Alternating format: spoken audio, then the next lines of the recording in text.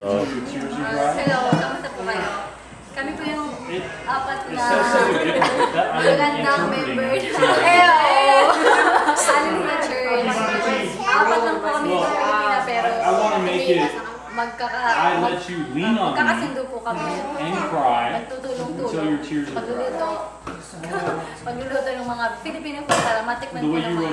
Kasamahan namin mga taga-Brazil, saka mga Japanese sa Amerika. Ako si Maria. Ako si Grace. Ako si Linda. Madeline po.